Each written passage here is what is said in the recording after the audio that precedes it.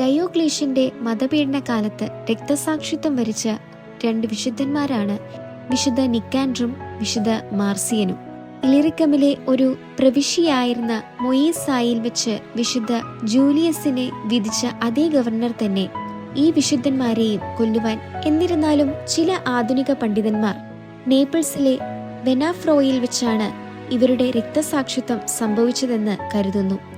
ഈ വിശുദ്ധർ കുറച്ചുകാലം റോമൻ സൈന്യത്തിൽ സേവനമനുഷ്ഠിച്ചിരുന്നു. എന്നാൽ എല്ലായിടത്തും ക്രിസ്ത്യാനികൾക്കെതിരായിട്ടുള്ള രാജകീയ ഉത്തരവുകൾ പരസ്യപ്പെടുത്തി തുടങ്ങിയപ്പോൾ അവർ തങ്ങളുടെ സൈനിക സേവനം മതിയാക്കി. ഇത് അവർക്കെതിരെ കുറ്റം ആരോപിക്കപ്പെടുവാൻ കാരണമായി. തുടർന്ന് ആ പ്രവിശ്യയിലെ ഗവർണറായിരുന്ന മാക്സിമസ് അവരെ വിചാരണ ചെയ്തു. എല്ലാവരും തങ്ങളുടെ ദൈവത്തിന് ബലിയർപ്പിക്കണമെന്ന രാജകീയ ഉത്തരവിനെ കുറിച്ച് ന്യായാധിപൻ അവരെ അറിയിച്ചു. എന്നാൽ നിക്കാൻഡറിന്റെ മറുപടി ഇപ്രകാരമായിരുന്നു: ആ ഉത്തരവ് ക്രിസ്ത്യാനികൾക്ക് മാനിക്കുവാൻ ബുദ്ധിമുട്ടാണ്.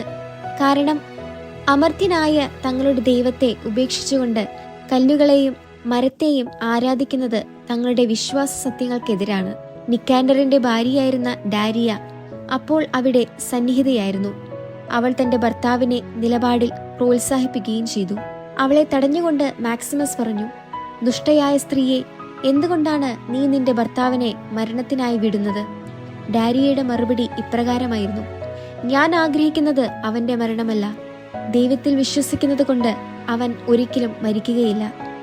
വീണ്ടും നിക്കാൻഡറിന്റെ വിചാരണ തുടർന്ന് മാക്സിമസ് വിശുദ്ധനോട് പറഞ്ഞു: നീ സമയമെടുത്ത് ചിന്തിച്ചതിനു ശേഷം മരിക്കണമോ ജീവിക്കണമോ എന്ന് തീരുമാനിക്കുക. നിക്കാൻഡർ ഇപ്രകാരം മറുപടി കൊടുത്തു: ഇക്കാര്യത്തിൽ ഞാൻ ഇതിനോടകം തന്നെ ആലോചിക്കുകയും സ്വയം രക്ഷപ്പെടുവാൻ തീരുമാനിക്കുകയും ചെയ്തു കഴിഞ്ഞു. തങ്ങളുടെ വിഗ്രഹങ്ങൾക്ക് ബലിയർപ്പിച്ചുകൊണ്ട് സ്വയം രക്ഷപ്പെടുന്ന കാര്യമാണ് വിശുദ്ധൻ പറഞ്ഞതെന്ന് ന്യായാധിപൻ കരുതിയത്. അതിനാൽ തന്റെ ഉപദേശകരിൽ ഒരാളായ സുഡോണിയോസിനെ അനുമോദിക്കുകയും അയാളോടൊപ്പം തങ്ങളുടെ ഉദ്യമത്തിൽ വിജയിച്ചതിൽ ആനന്ദിക്കുകയും ചെയ്തു. എന്നാൽ പെട്ടെന്ന് തന്നെ വിശുദ്ധ നിക്കാൻഡർ ദൈവത്തിന് നന്ദി എന്ന് പറഞ്ഞുകൊണ്ട് ലോകത്തിന്റെ അപകടങ്ങളിൽ നിന്നും പ്രലോഭനങ്ങളിൽ നിന്നും തന്നെ രക്ഷിക്കണമേ എന്ന് ഉച്ചത്തിൽ പ്രാർത്ഥിച്ചു. ഇത് കേട്ട ഗവർണർ: നീ അല്പം മുമ്പ് ജീവിക്കുവാൻ ആഗ്രഹിക്കുന്നുവെന്ന് പറഞ്ഞിട്ട് ഇപ്പോൾ മരണം ആഗ്രഹിക്കുന്നുവോ എന്ന് ചോദിച്ചപ്പോൾ വിശുദ്ധന്റെ മറുപടി ഇങ്ങനെയായിരുന്നു: ഈ ലോകത്തെ ക്ഷണികമായ ജീവിതമല്ല, അനശ്വരമായ ജീവിതമാണ് ഞാൻ ആഗ്രഹിക്കുന്നത്. പൂർണ്ണ സമ്മതത്തോടുകൂടി ഞാൻ എന്റെ ശരീരത്തെ നിനക്ക് സമർപ്പിക്കുന്നു. നിനക്കിഷ്ടമുള്ളത് ചെയ്തു കൊള്ളുക. തുടർന്ന് വിശുദ്ധ മാർസിയന്റെ ഊഴമായിരുന്നു.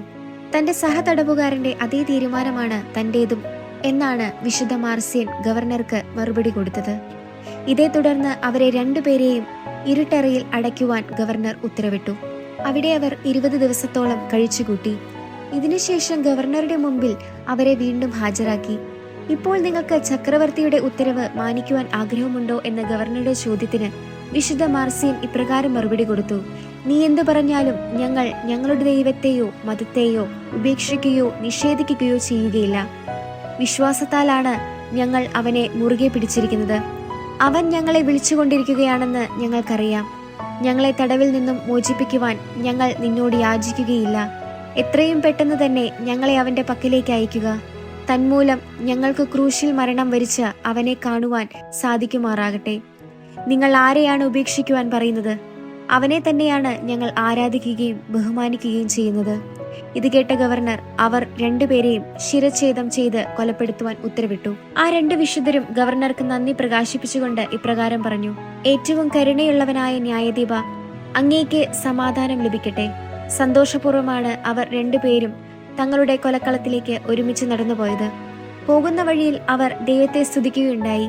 തങ്ങളുടെ കൊലക്കളം അടുത്തെത്തിയപ്പോൾ വിശുദ്ധ മാർസിയൻ തന്റെ ഭാര്യയെ അടുത്ത് വിളിപ്പിക്കുകയും തന്റെ കുട്ടിയെ ആശ്ലേഷിക്കുകയും ചെയ്തുകൊണ്ട് സ്വർഗത്തിലേക്ക് നോക്കി പറഞ്ഞു: എല്ലാ ശക്തിയുടെയും നാഥനായ കർത്താവെ, ഈ മകനെ നിന്റെ സംരക്ഷണത്തിലേക്ക് എടുക്കണമേ.